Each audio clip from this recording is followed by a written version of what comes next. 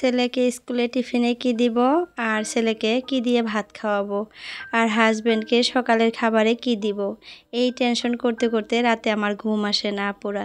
আপনাদেরও কি এই অবস্থা? কমেন্টে জানাবেন। মানুষকে আগে বলতে শুনতাম যে টেনশন করতে করতে মাথার চুল পেকে গেছে আর চুলগুলা সব পড়ে গেছে। তো এখন দেখি সেই অবস্থা আমার হয়েছে। টেনশন করতে করতে মাথার চুলগুলা সব পেকে যাইতেছে আর যতগুলা আছিল ওগুলা সব পড়ে যাইতেছে। আসসালামু আলাইকুম আমার প্রিয় আপুরা, তোমরা কেমন আছো? আশা করতেছি ভালো আছো।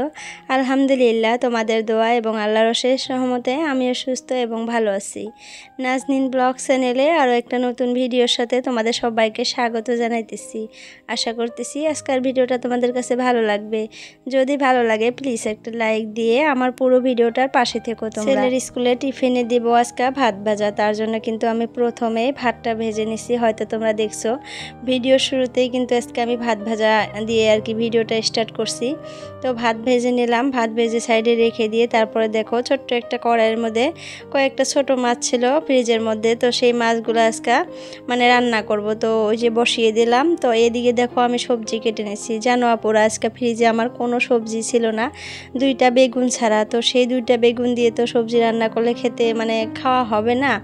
তো সেটা ভাবে আর কি পাশের বাড়িতে গেছিলাম যে দেখি ভোল টোল বা কোনো কিছু পাওয়া যায় নাকি ওরকম। বিশ্বাস করবা পুরো আজকে আমার ঘরে আলু ছিল না, টমেটো ছিল না, কোনো সবজি ছিল না, কাঁচা মরিচ আর দুইটা বেগুন ছাড়া কিচ্ছু ছিল না। কাল কাজে তোমাদের দাদাভাইকে বাজার করতে বলবো, এক ফোঁটাও মনে ছিল না। মানে টেনশন করতে করতে মনটা এরকম হয়ে যাইতেছে বর্তমান, কি বলবো, মানে কিছুই মনে থাকে না, এই একটা অবস্থা। সারাদিন কিন্তু ভাবছি সন্ধ্যাবেলা বাজার করতে বলবো, আর সন্ধ্যাবেলা এসে কি যে হয়েছিল মনেই ছিল তাই আর বলতেও পারি নাই। আর সকালে উঠে দেখো আমার কি অবস্থা। সকালে উঠে ছেলেকে স্কুলে পাঠাবো, ছেলের টিফিন রেডি করতে হবে, হাজব্যান্ডের জন্য খাবার রেডি করতে হবে, আবার দুপুরের জন্য কি রান্না করব সেটা আবার এই বাড়ি ওই বাড়ি খুঁজে নিয়ে এসে আজকে রান্না করলাম। বলতে আমার লজ্জা লাগতেছে, তারপরে বলতে হইতেছে, কারণ মিথ্যা কথা তো আর বলতে পারবো না। তো একটা আপুর কাছে গিয়ে তারপরে দুইটা টমেটো, দুই তিনটা আলু নিয়ে আসছি, আর আমার কাছে যে দুইটা বেগুন ছিল। আর দেখলাম যে মানে আসার পথে আমাদের রাস্তায় আর কি দেখলাম একটা কাঁকরোল গাছ আছে আর কি, একটা আপু গাছছে। তো সেই গাছের মধ্যে দেখি মেলাগুলো আর কি কাঁকরোল ধরছে। তো সেখান থেকে দুইটা কাঁকরোল নিয়ে আসলাম। তো একটু বুদ্ধি করে চলতে হয় কিন্তু আমাদেরকে। তো সেই সবজিগুলো সব নিয়ে এসে সুন্দর করে কেটে তোমাদেরকে কিন্তু সবজিগুলো প্রথমে দেখিয়ে নিছি একটা বাটির মধ্যে, কত সুন্দর লাগতেছে। আসলে একটা সত্যি কথা কি আপুরা, আজকে আমার সবজিটা খেতে অনেক ভালো লাগছিল, জানি না কেন। তো তোমাদের দাদাভাই খেতে বসে আমাকে বলতেছে যে এর মধ্যে কত কিছু দিছো তুমি আজকে বলো তো। তো বললাম কাঁকরোল আছে, আলু আছে, বেগুন আছে, টমেটো আছে। তো অনেকগুলো সবজি মিক্স করে সবজিটা রান্না করছিলাম। আর মাছটা না অনেক সুন্দর ছিল, নদীর মাছ ছিল, ছোট মাছ। তো যার জন্য হয়তো খেতে অনেকটা ভালো লাগছে। তো সবজিটা খেতে অনেক মানে ভালো হয়েছিল আজকে। তো আমি যেহেতু রাতে ভয়েস ওভার করি তার জন্য কিন্তু আমি বলতে পারি, তো দিনের কথাগুলো কিন্তু আগেই বলে দিতে পারি। তো যাই হোক, আমাকে গণক মনে করতে পারো তোমরা, আমি কিন্তু গণক হয়ে গেছি। তো যাই হোক, আমার ভিডিওর বিষয়ে আমি আগেই বলে দেই। তো যাই হোক দেখো এদিকে ছেলেকে ভাত খাওয়াইতেছি। ওকে বর্তমানে আমাকে ভাত খাওয়াইয়ে দিতে হয়, কারণ সে সকালে একদমই ভাত খেতে চায় না। আজকে হয়তো তোমরা প্রথমে দেখলাই ভাত খাওয়ার জন্য কি অবস্থা একটা করলো, মানে সে বারবার সরে যেতেছে, আমি টেনে এনে খাওয়াইতেছি, এই একটা অবস্থা। মানে সকালে ভাত খাইতে নিয়ে মনে হয় আমি যুদ্ধ জয় করি। তো এই একটা অবস্থা। তাকে যদি কয়নলা ভাত আগে আমি খাওয়াই দিতে পারি তাহলে সে আমার মনটা শান্তি লাগে। কারণ এই যে কয়নলা ভাত খেয়ে যাবে আর ওই যে একটু টিফিন দিয়ে দেয়, এগুলো খায়া প্রায় 3টার সময় স্কুল থেকে বাড়িতে আসে। তো আমার না অনেক খারাপ লাগে, মনে হয় তার অনেক খিদা লাগে। তো সে তো এটা বুঝে না, সে তো বাচ্চা। তো আমি তো এগুলা বুঝি, আমি মা। তো ওকে না খাওয়াই দিলে আমার কোনো কিছুতেই ভালো লাগে না, অনেক গালাগালি করে ওই কয়টা ভাত আমি খাওয়াই দিই। তো ওকে বললাম দেখো আজকে ভাত ফ্রাই করে দিছি। তো ও তো মহা খুশি, কারণ আমার ছেলে ভাত ফ্রাই অনেক ভালোবাসে। তো রাতে বলে নাই, 2 দিন থেকে বলতেছে যে মা তুমি খালি রুটি দিয়ে দাও, একদিন আমাকে ভাত ফ্রাই করে দিও। তো আজকে ভাবলাম যে আজকে কিছুই নাই যেহেতু, আর লেটও হয়ে গেছে, এখন যদি রুটি করে ওকে দিতে চাই তাহলে অনেকটা সময় লাগবে। তো ভাবলাম যে কয়েকটা ভাত আছে, ভাতগুলো একটু ফ্রাই করে দেই, আর একটু ভাত ওকে গরম করে খাওয়াইয়া দিলাম। তো এই একটা অবস্থা। তো খাওয়াই দিয়ে দেখো ওকে তো রেডি করে দিচ্ছি। ও আগেই সকালে উঠেই কিন্তু আগে ড্রেসটা পরে নিছিল। আর আমার ছেলে কিন্তু এই ড্রেসটা একা একাই পরতে পারে, এই যে টেকশুট আর স্পটিং, যে ওকে আর এটা পরাইতে হয় না, আমার এটা একটু আরাম পাই। আর এতদিন যাবত আমার ছেলে একা একাই ভাত খাইছে, কয়েকদিন থেকে যে কি হয়েছে খেতেই চায় না, আমাকে খেলে মানে খাওয়াইয়া দিতে বলে। আর আমি যদি ওকে ভাত খাওয়াই দিতে যাই এদিকে আর কাজ করতে পারি না। তো যাই হোক তারপরেও খাওয়াই দিতে হবে, কারণ সে ভাত না খাইয়ে গেলে আমার একদমই ভালো লাগে না সারাদিন। তো আর আমি কিন্তু এটা ফিল করি আর কি, যে সকালে খালি পেটে থাকলে আর কি গ্যাসের প্রবলেমটা আরও অনেক বেশি হয়ে যায়। আর যখন একটু বয়স হয়ে যাবে তখন কিন্তু গ্যাস্ট্রিকটা ওভার হয়ে যাবে। আর বর্তমান সময়ে দেখা যাইতেছে যে মানুষের অনেক আর কি গ্যাস্ট্রিক আলসার হইতেছে, কারণ যে না খাওয়ার জন্য আর ভাজা পোড়া জিনিসটা বেশি খায় মানুষ, ফাস্টফুড বস্তুটা বর্তমানে মানুষ বেশি খায়। তো যার জন্য কিন্তু গ্যাস্ট্রিকের প্রবলেমটা আর যে কোনো প্রবলেম শরীরের মধ্যে আর কি বেমার আজার অনেক বাসা বেঁধে নিতেছে এই খাওয়ার জন্য। কিন্তু খাওয়াটা তার জন্য আমাদেরকে একটু মেনটেন করে খাইতে হবে সব সময়। তো আমরা তো ময় মশলা অনেক বেশি খাই, এগুলো কিন্তু খাওয়া আমাদের জন্য ঠিক না। ময় মশলা তেল এগুলো কিন্তু একটু কম করে খাইতে হয়, ওই মুখের স্বাদের জন্য খাই, তারপরে আবার শরীরটা অসুস্থ হয়ে যায়। তারপরেও কিন্তু বুঝি আমরা, তারপরেও কিন্তু আমরা মানতে পারি না এগুলো, তাই না? ওই যে খাইতে হয় একটু টেস্ট করে।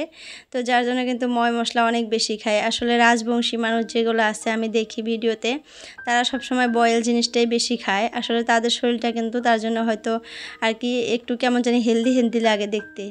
তারা কিন্তু সবসময় বয়েল জিনিসটা খায়, শাক সবজি এগুলো সব সিদ্ধ করে খায়। আমরা কিন্তু ওগুলো দেখলে আমাদের আর কি সত্যি কথা বলতে বমি আসে, কারণ আমরা খেতে পারবো না ওগুলো ওইরকম করে সিদ্ধ করে, জাস্ট খালি লবণ মরিচ সাথে নেয়, ভর্তাও করে না আর কি, কামড়ে কামড়ে কীভাবে যে খায় আমি অনেক ভিডিওতে দেখি, অনেক আপুদের ভিডিও দেখি।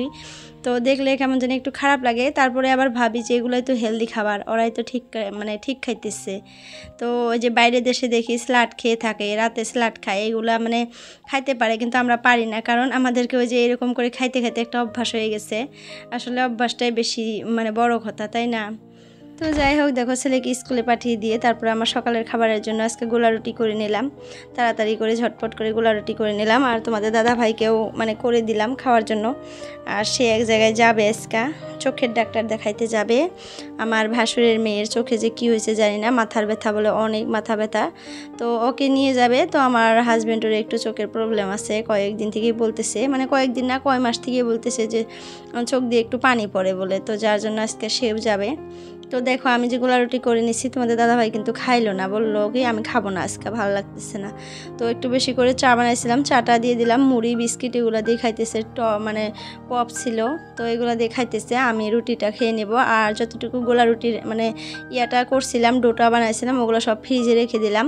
ভাবলাম যে বিকেলে ছেলেকে বানিয়ে দিব, আমি বানিয়ে খাইয়ে নেব, নষ্ট করে আর কি ফালাই দেওয়া তো আমার একদমই পসিবল না, আমি ভালোবাসি না জিনিস নষ্ট করা, তো ওই জন্য ফ্রিজে রেখে দিলাম।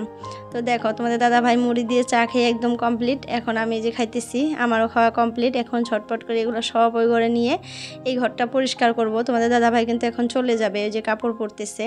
আর দেখো অনেকগুলা কাপড় ছিল, মেশিনে দিয়ে দিলাম, হাতে আর কাচবো না। অনেকগুলা কাপড় হলে না আমার হাতে কাচতে ইচ্ছা করে না এখন আর।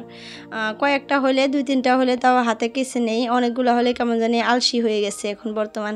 আর আমার সোনামাটা দেখো, রাতে তোমাদের দাদাভাই একটা নতুন জুতা নিয়ে আসছে ওর জন্য। আর দেখো ভাসুরের দোকানে গেছিল ভাত দেওয়ার জন্য, তো সেখান থেকে বলে জুতাটা দেখছে আর কি, ভালো লাগছে, নিয়ে আসছে যে বাড়িতে পরতে পারবে। বাড়িতে তো এখন হাঁটাউটা করে বাইরে যায়, তো আছে জুতা 2-3 জোড়া আছে। ওর নানি একটা এনে দিচ্ছে স্যান্ডেলের মতো, ওর আব্বু এক জোড়া এনে দিচ্ছে, ওর জেঠু এক জোড়া এনে দিচ্ছে, অনেকগুলো আছে। তারপরে আবার ওর বাবা এটা ভালো লাগছে, দোকানে ছিল, নিয়ে আসছে, কয় সবসময় বাড়িতে পরতে পারবে আর কি, ফিতা সিস্টেম। তো এখন না সে স্যান্ডেল পরতে পারে না, ওর নানি না পাশপালে যে একটা ফিতা থাকা স্যান্ডেল পাওয়া যায় ফোমের, ওগুলো এনে দিছিল, তো সেটা পরে হাঁটতে পারে না। আর একটু বড় হলে সে হাঁটতে পারবে সেটা পরে। ওইটা যদি পরে হাঁটতে যায় দেখা যায় যে স্যান্ডেলটা খুলে যায়, খালি ঠেঙেই হাঁটে, এইরকম একটা অবস্থা। তো যাই হোক, দেখো সে তো খেলতেছে। আমি ভাবলাম যে তোমাদের দাদাভাইও চলে গেছে, যেহেতু রুমটা তাড়াতাড়ি করে পরিষ্কার করে নেই। আর রুমটা অগোছালো থাকলে তো একদমই ভালো লাগে না, সকালে যে কেমন লাগে কি আর বলবো। রুমটা যখন পরিষ্কার পরিচ্ছন্ন করে মুছে টুছে নেই, তখন সে মনে হয় কি একটু শান্তি পাওয়া যায় শরীরের মধ্যে, অনেকটাই হালকা একটা ফিল হয়, ভালো লাগে। তো যাই হোক, দেখো বিছানা গুছাইতেছি। তো কালকে একটা আপু আমাকে কমেন্ট করছে যে আপু তোমাদের বাড়িতে আমি তোমার হাতের রুটি খাইতে যাব। তো কমেন্টটা পড়ে অনেকটাই হাসি পাইছিল আমার, যে আমার রুটি খাইতে আসবে আমার হাতের। তো আপু তোমাকে বলতেছি তুমি আইসো প্লিজ আমাদের বাড়িতে, আমি রুটি বানিয়ে তোমাকে খাওয়াবো, আর কিচ্ছু কিন্তু খাওয়াবো না। তুমি যদি আসতে পারো আমাদের বাড়ি খুঁজে খুঁজে আইসো, আমি তোমাকে দাওয়াত করলাম, তুমি আইসো আমাদের বাড়িতে, আমি তোমাকে রুটি বানিয়ে খাবো, আর কিচ্ছু কিন্তু খাওয়াবো না। জানি না আপু তুমি কেন বলছো যে তোমার হাতের রুটি খাবো, আমি বুঝতেই পারি নাই। আর অনেক কিন্তু হাসি পাইছিল আমার যে কমেন্টটা দেখে, যে আপু আমার হাতের রুটি খাবে, হয়তো আমার হাতের রুটিগুলো দেখে আপুর ভালো লাগে। তো সেটা দেখে কমেন্টটা দেখে অনেকটাই হাসছি আমি, জানো আপু। তো যাই হোক, মজা করলাম, ভালো লাগছে আর কি। তুমি আমার হাতের রুটি খেতে আসবা, এসো। তো দেখো, নতুন বাড়িতে চলে আসলাম। ঘরের ভিতরে কাজ করতেছে, মানে ওয়ারিংয়ের কাজ করতেছে আজকে। ঘরের প্রায় কাজ কমপ্লিটই, এখন একটু পুটিং ঘষা মানে বাকি আছে, আর ওয়ারিংয়ের কাজ আছে। ভাবছি যে কালকার মধ্যে আর কি ঘরটা আবার পরিষ্কার করে ধুইতে হবে, কারণ ওই যে পুটিং ঘষে আবার কালার করলো। আগে যে একদিন ধুইছিলাম ওইটা ধোয়া আমাদের বেকার গেছে, জানো আপুরা। এত পরিমাণে ময়লা পড়ে পুটিং ঘষার পর, মানে গুঁড়াগুলা পাউডারের মতো মানে গুঁড়া পড়ে যায়, এগুলো আবার পরিষ্কার করতে হয়। তো কালকে ওই ভাইটা ঝাড়ু টাড়ু মেরে দিছে, তারপরেও এত লেত্রা আছে, এগুলো এখন পানি মেরে যদি না ধুয়ে দেয় তাহলে একদমই ভালো লাগবে না। ওই দেখো স্ল্যাবের উপর দিয়ে তল দিয়ে আরও অনেক আছে, কিন্তু এগুলো দেখা যাইতেছে না, মানে ক্যামেরায় কিন্তু অনেকটা বোঝা যায় না। তো ভাবতেছি কালকা নলে পরশু দিনকে একটু আবার পানি মেরে ধুয়ে দিব মোটরের পাইপ দিয়ে। দেখো কি অবস্থা দেখছো ঘরের ভিতরে।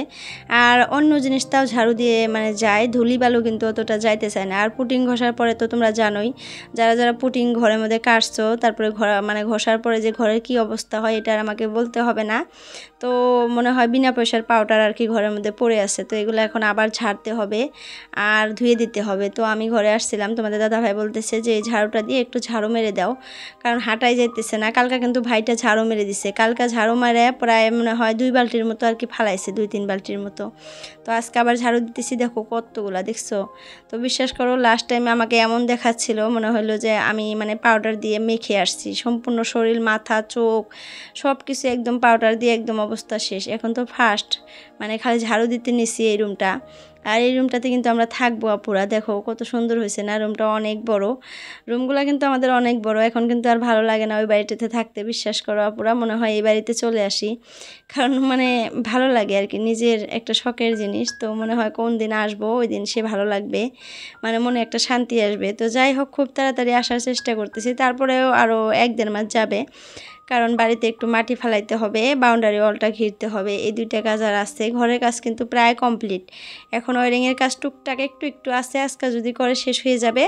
তারপরে দরজা 2টা তো মানে ডিজাইন কাটার জন্য দিয়ে আসছে, কালকা লাগাইয়া দিলে তারপরে মানে মাটি ফালাইয়া বাউন্ডারি ওয়ালটা করে আমরা বাড়িতে চলে আসবো আলহামদুলিল্লাহ, ইনশাল্লাহ। তোমরা সবসময় দোয়া করো, আল্লাহর উপরে ভরসা রাখি, আল্লাহ জানি খুব তাড়াতাড়ি খুব সুন্দর করে কোনো বালা মুসিবত জানি না দেয়। তো সবসময় এটাই কামনা করি, তো আসার চেষ্টা করব খুব তাড়াতাড়ি। তো এই ভাইটাই আর কি ওয়ারিংয়ের কাজ করতেছে, তো তোমাদের দাদাভাই না একটু ভিডিও করে দিতেছে, তো ভাইটা হাসতেছে। আর তোমাদের দাদাভাই এই ভিডিওতে কি বলছিল জানো, যে শাহিনুর ভাই মানে ওয়ারিং করতেছে এরকম করে বলছিল। ভয়েসটা তোমাদেরকে শোনাইতে চাইছিলাম, কিন্তু মানে ভুলে গেছি, ভয়েস ওভারটা কেটে দিছি, মানে আগের এক্সট্রা ভয়েসটা আমি কেটে দিছি, তারপরে তো আর লাগানো যায় না, এখন আবার ডিলিট করতে হবে, আবার ভিডিওটা আবার জোড়া দিতে হবে। তো ভাবলাম থাকবে, আমি মুখেই বলে দেব। তো হাসি করছিল, খুব মজা করছে আর কি। তো যাই হোক, দেখো আমাদের 2 পিচ্চি 2টা খেলতেছে, আর আমি আমাদের ঘর ঝাড়ু মারতেছি, আর ওই পাশে আমার যা আবার তার ঘরটা ঝাড়ু মারতেছে। তো 2 পাশে 2জন ঝাড়ু দিতেছি। তো এই পাশে দেখো এই যে আমি ঝাড়ু দিয়ে বের করে দিলাম, আর ওই যে আমার যা ঝাড়ু দিতেছে তার ঘরটাও। তো তাদের ঘরটাও অনেক ময়লা হয়েছে। আর তাদের ঘরে যে ফল সিলিং লাগাই, আমরা কিন্তু এখনও ফল সিলিং লাগাই নাই, ভাবছি যে একটা রুমে লাগাবো, সম্পূর্ণ রুম মানে সবকটা রুমে লাগাবো না, ড্রয়িং রুমটাতে ফল সিলিং লাগাবো, একটু দেরি করে লাগাবো, একটু ভালো করে লাগাইতে চাইছি, মানে একটু ডিজাইন করে লাইট সাইড দিয়ে। সিম্পল করে লাগায় কোনো লাভ নাই, এটা মানে ফল সিলিংটা একটু শোভা আনার জন্য, ঘরের মানে শোভাটা একটু বাড়ানোর জন্যই কিন্তু মানুষ লাগায় আর কি, তা না হলে কোনো লাগানোর মানে দরকারই নাই। তো যাই হোক, আমরা ভাবছি একটু ডিজাইন করে ভালো করে লাগাবো, কয়েকদিন দেরি করেই লাগাবো। তো এখন দেখো পুটিং ঘষে প্রাইমার মারার পর কত মানে হোয়াইট কালার হয়ে গেছে, একদম চিকচিকা হয়ে গেছে, দেখতে কিন্তু অনেক ভালো লাগতেছে, তাই না, একদম পরিষ্কার হয়ে গেছে। তো যাই হোক, আজকের ভিডিওটা এতটুকুই রাখলাম। বাই বাই, আল্লাহ হাফিজ আপুরা, তোমরা সুস্থ থেকো, ভালো থেকো।